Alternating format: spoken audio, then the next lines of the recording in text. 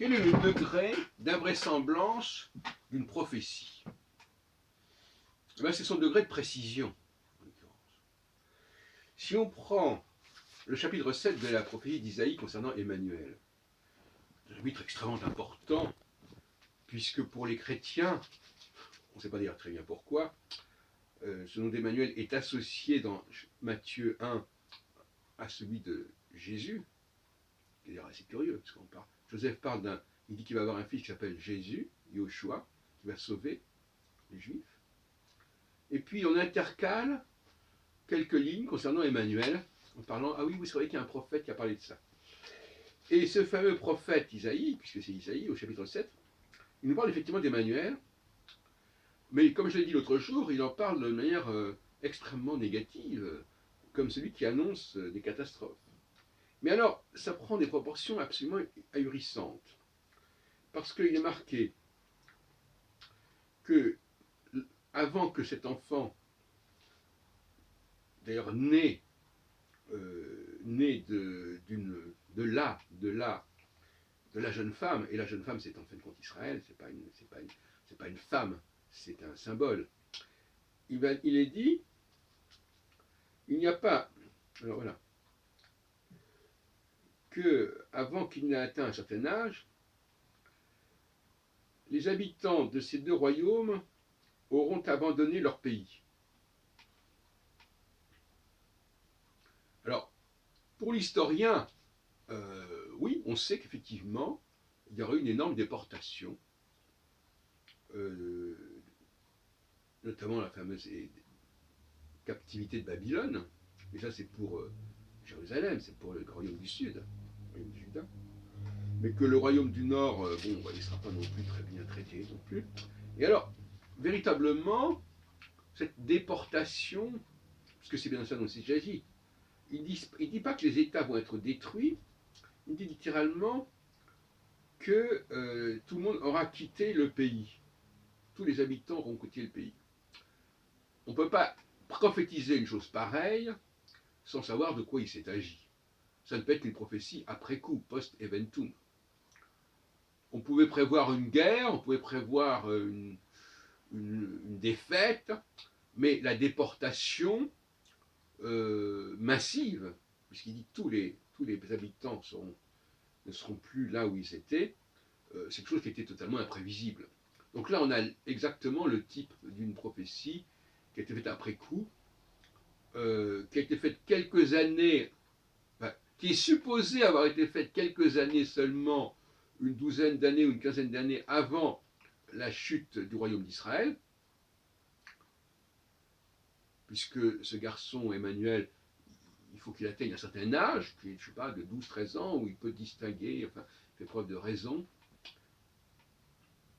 Donc, tout ça est complètement tiré par les cheveux, c'est-à-dire que c'est des ficelles, c'est des ficelles. Alors, la question qui se pose, c'est à quel degré de vraisemblance ou d'invraisemblance qu'est-ce qu'on doit attendre des prophéties? Vous savez que j'ai fait une thèse d'État sur le texte prophétique en France, et un post-doctorat sur Nostradamus. Donc je crois connaître assez bien la mécanique du prophétisme. Je suis un peu un expert dans le domaine du prophétique, je dirais. Et j'ai montré par exemple que lorsque on fait annoncer à Nostradamus que le roi va être couronné à Chartres, bon, c'est une prophétie après coup. Ça ne veut pas dire que le texte n'existait pas, mais il ne comportait pas ce nom-là, il en comportait un autre. On a changé ce nom, qui se ressemblait d'ailleurs, puisqu'on est passé de Chastre, qui correspond à notre moderne Arpajon, à Chartres, qui correspond au lieu, à la cathédrale, où Henri IV sera couronné en début 1594. Ça aussi, c'est complètement suspect, bien évidemment.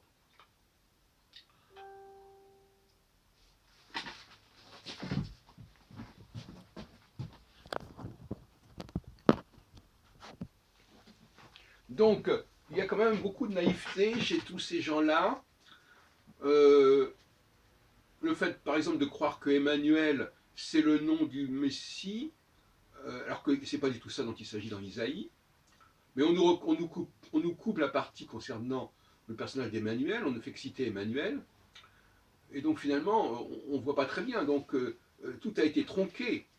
Dans Matthieu, on dit simple. C'est assez curieux, la juxtaposition est assez étonnante, puisque dans Matthieu, on nous parle du songe de Joseph. On nous dit Joseph a rêvé. Alors se pose d'ailleurs le problème des rapports entre Joseph et Jésus. Est-ce qu'il en est le père, est-ce qu'il n'en est pas le père? Mais en tout cas, il est dit,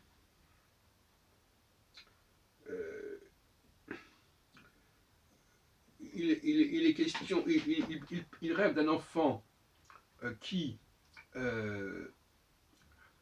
s'appellera Jésus. En effet, c'est lui qui sauvera son peuple, parce que Yehoshua et Jésus, ça veut dire sauver.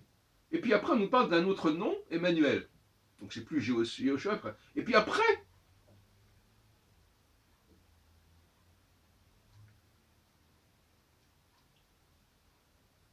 donc c'est introduit comme ça. Quand Joseph se réveille, donc il fait son songe. Tout d'un coup, on nous parle de Emmanuel. Et puis après, il nous dit quand il se réveille, il fit ce que l'ange du Seigneur lui a commandé, etc. Donc on voit bien que c'est une interpolation. Alors les interpolations, on en connaît, on a déjà signalé notamment l'interpolation dans Exode 3, concernant, tout d'un coup on nous parle de celui qui,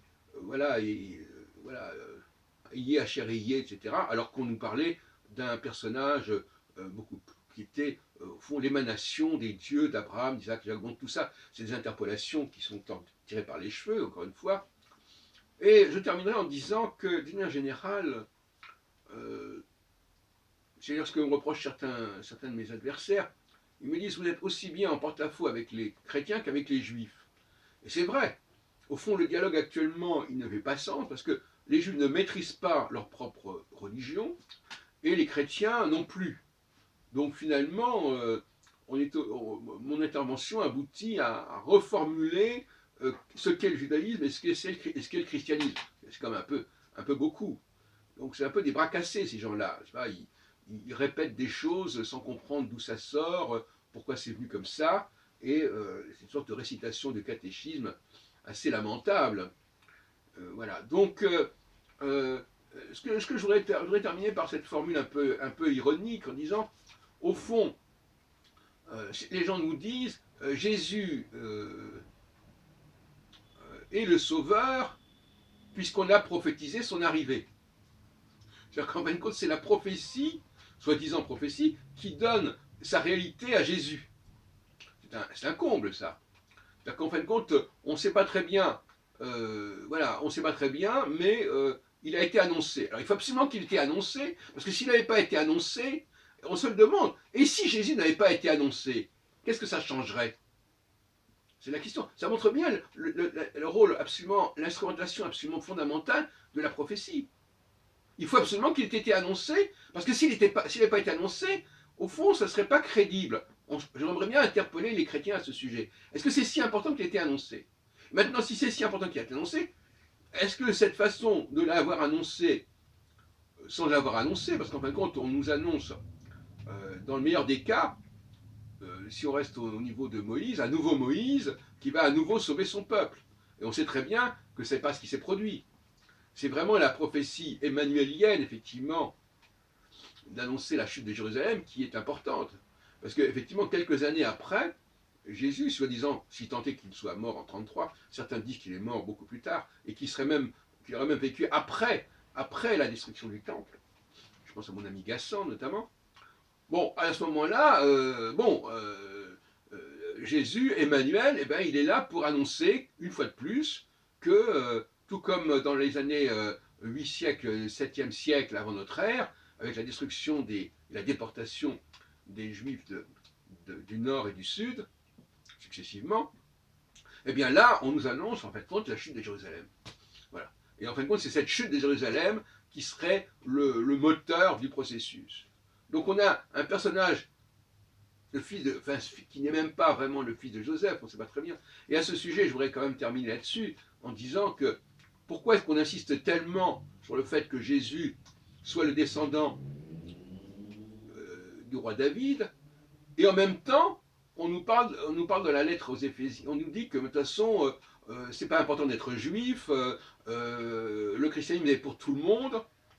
Et donc à partir de ce moment-là, on n'est plus du tout dans la lignée. Donc on a une théorie qui veut qu'on soit dans la lignée, qu'on soit dans la filiation, et l'autre théorie qui dit, qui est une théorie verticale, une autre théorie qui nous dit non, non, tout le monde peut venir au christianisme, etc. Bon, et à ce moment-là, on n'en a rien à faire de savoir si Jésus est descendant de David ou pas. Voyez-vous, donc il y a plusieurs systèmes, on est dans le syncrétisme, on a plusieurs systèmes qui s'entrechoquent, qui se croisent. Voilà.